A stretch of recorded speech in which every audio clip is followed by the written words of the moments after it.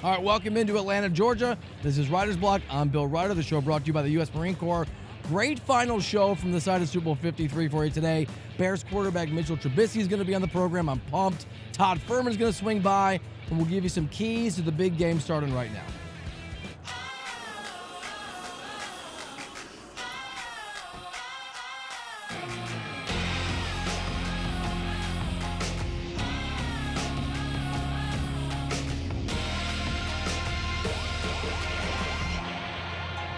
All right, so you've heard every name: Tom Brady, Sean McVay, Bill Belichick, Jared Goff, but don't lose sight of James White and how effective he could be as one of the keys to who comes out on top in Super Bowl 53. James White as a receiver, as a target for Tom Brady. Here's some facts for you.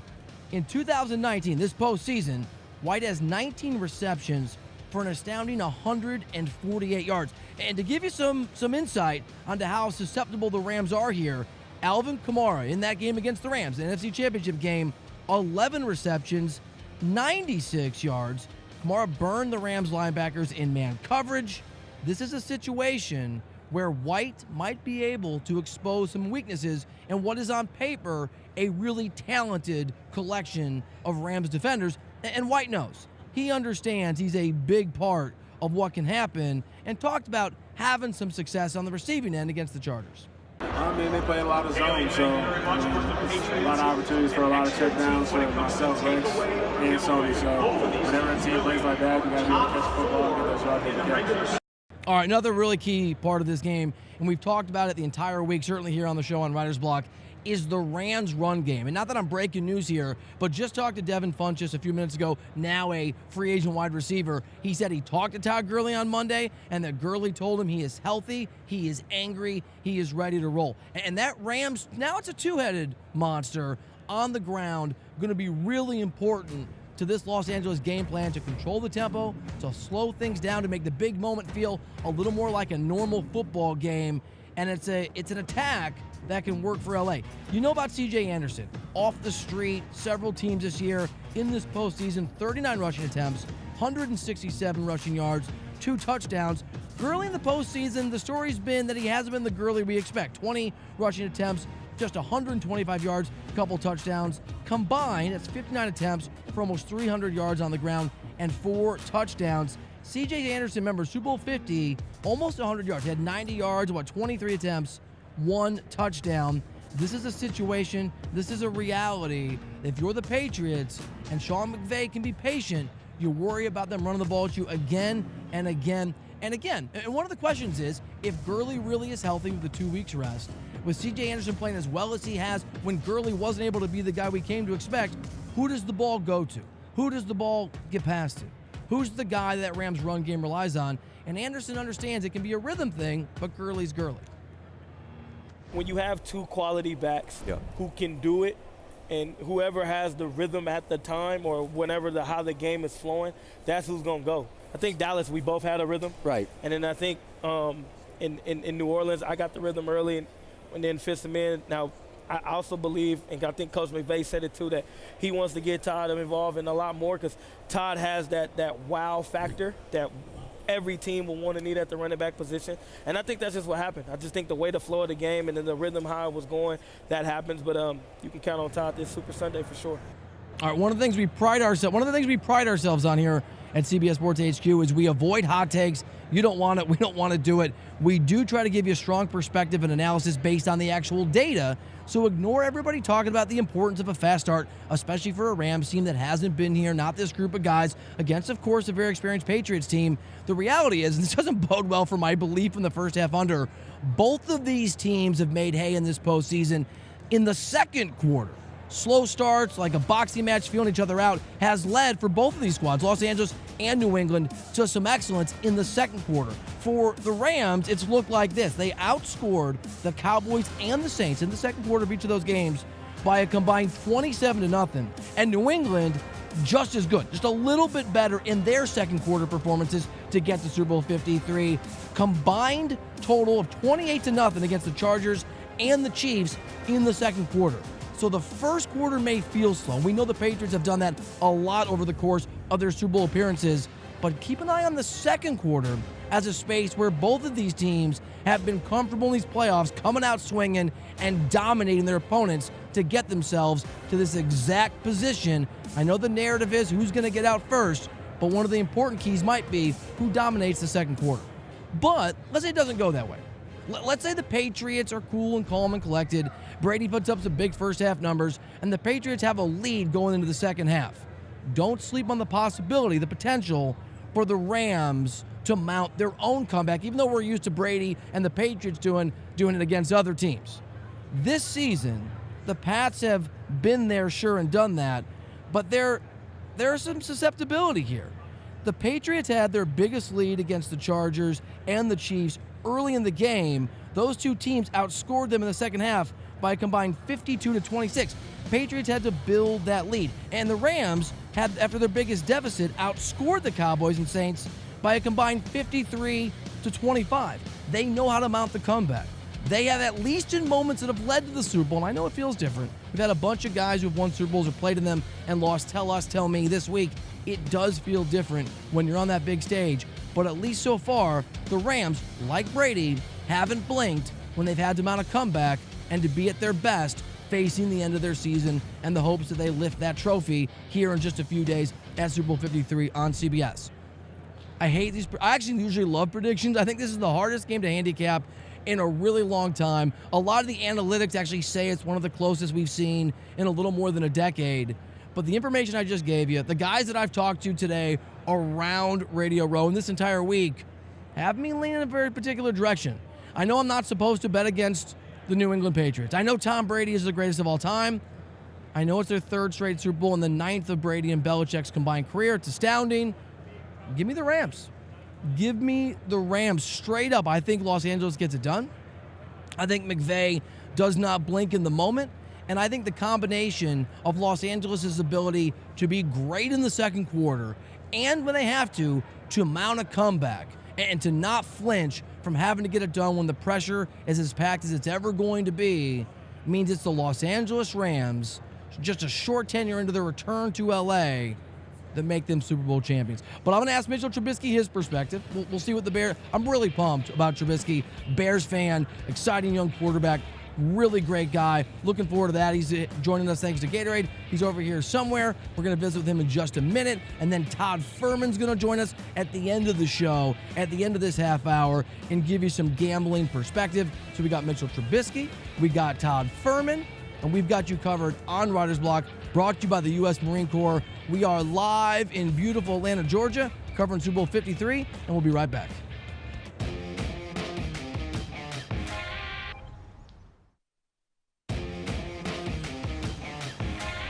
All right, welcome back into Writer's Block at Radio Row, the last day in Atlanta, Georgia, side of Super Bowl 53, brought to you by U.S. Marine Corps. I'm so excited. You know, if you watch the show, I'm a Bears fan. I'm going to keep it cool.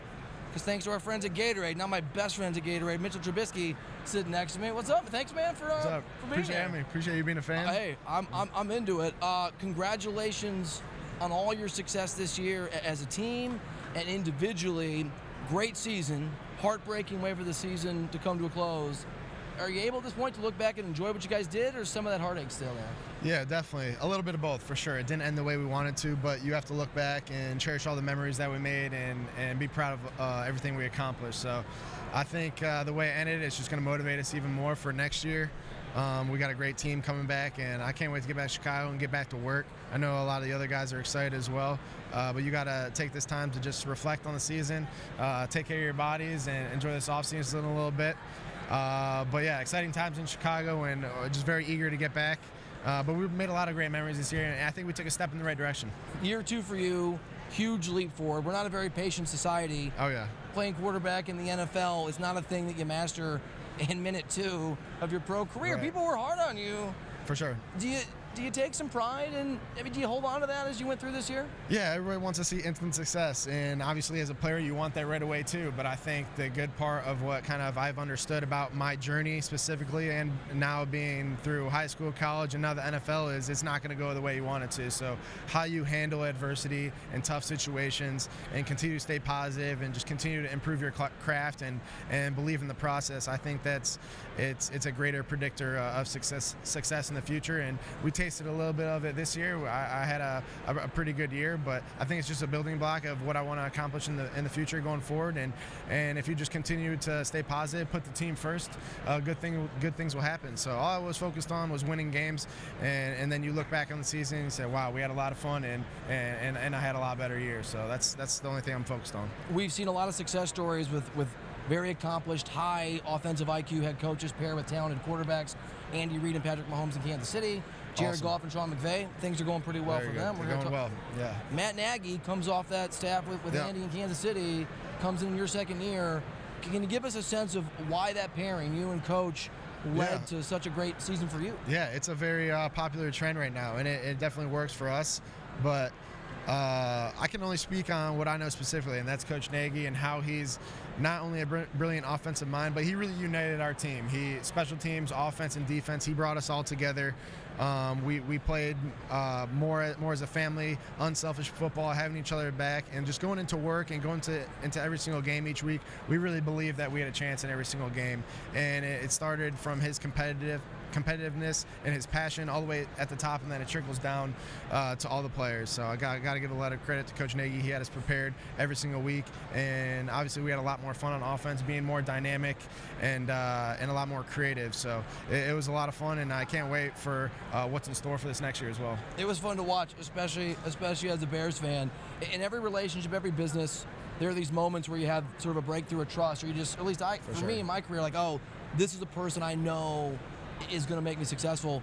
Is there a moment you look back where you realize that head coach and you, things were going to go the right way? I knew really right away. I mean, actually, when I was coming out for the combine, I was in Kansas City when he was coaching there still, and I spent the whole day with him, and we really just hit it off, talking ball, getting to know each other, just spending time, picking his brain and learning the offense. And then it just so happens a year later, he becomes my head coach, and I'm like, this is awesome. We got the perfect guy. I cannot wait to work with this guy, learn even more, and just even develop that relationship on a personal level. So I consider me and Coach really close. I'm close to my quarterback coach as well, and just having that relationship, just being open and honest, where you're able to continue to improve on a daily basis, and where he's able to be hard on me, and I don't take it personally. We just want to see each other grow, continue to get better, and see how far we can push this thing. And I know we got the right guy in Chicago, and I love working for him and playing with him. You guys won a lot of football games this year, despite pretty tough schedule, the whole division. Played the Rams, played the Patriots, I think it was week 7, 38-31. You guys put some points on, 4 touchdowns and a field goal, and I don't think that your defense scored a lot of touchdowns this year. I don't think that was one of those games. Right. You had 2 passing touchdowns, you had a rushing touchdown. So I know it's not easy, but if you're trying to attack that Patriots defense, for sure, if you're the Rams and you're you're Jared Goff and Sean McVay kind of looking at it, what do you need to do? What do you need to come out and be prepared to do? I think right away you got to come out and you got to find a way to get the run game going. So that's what the Patriots want to do right away, especially for us. They're going to play that 5-down jam front, try to stop the run game, take away that, and then make you throw it on early downs. But I think if the Rams could get the run going early and open up the play action and the bootleg game and the throws downfield, and really it's all about staying on the field, converting third downs, and then you can't settle for field goals. Everyone knows that playing the Patriots. You got to score touchdowns. You got to find a way to generate those points. But yeah, I think if they could stay on the field, get that run game going, and then have some big explosive plays, and then you got to take care of the football. If you give it away and give it to the offense, they're going to make you pay for it. But I'm excited to see how this game unfolds, and I think. I believe defense wins championships, so I believe the defense that plays better is going to be the winning team. And you guys beat the Rams, low-scoring game. Both defenses were really good. That Rams defense, everybody, Donald, the corners, there's a lot of talent. Yeah. how do you try, if you're Brady and Josh McDaniels, to attack that talented defense? For sure. I think they're going to be very specific where they attack, and I know they're going to have a great game plan going into it, but you just got to pick and choose when you're taking your shots. They're going to have to take care of the football, but I think a key for the Patriots as well is going to be that run game. You've seen the stat where every time they go over 100 yards, it seems like it's almost an automatic win for them. So the Rams, Michelle's been amazing. Right, he's been awesome. So I think once they get that run game going, it really opens up everything in the back end for Tom in that passing game. So I think if the Rams got to come out, say we're gonna stop the run and we're gonna make you throw it early and we're gonna get after quarterbacks. So it's gonna be a huge challenge for both sides of the ball, and it's gonna be fun to watch. But I think those are the keys to the game, and it's gonna be fun. I know you got to run. Before we let you go, you told both teams really quickly. Who do you think wins the football game? I think it's going to be a really close game. I think the team that scores a defensive touchdown is going to come out on top, and I think the Rams are going to find a way to get one. So I'm going to go with the Rams, and in a tight one. And what are you doing with Gatorade? So very fortunate to be working with Gatorade. We're launching their new product, Gatorade Zero. So the same great flavor and great taste, hydrating the same way except zero sugar. So it's great for the off-season, off-the-field product. You don't want as much sugar, but you still need that hydrating drink that tastes great. The Gatorade Zero is the way to go. So very fortunate to be working with them, and excited about the new launch of Gatorade Zero. I'm not an athlete, but I had to do some parties this week, and I've used it to hydrate. Got to. Very effective. Mitchell Trubisky. Very effective. Thanks, man. Congrats on your success. Appreciate you. Thank you so much. We're coming back in a minute. We're going to go inside the numbers here on Writer's Block, brought to you by the U.S. Marine Corps.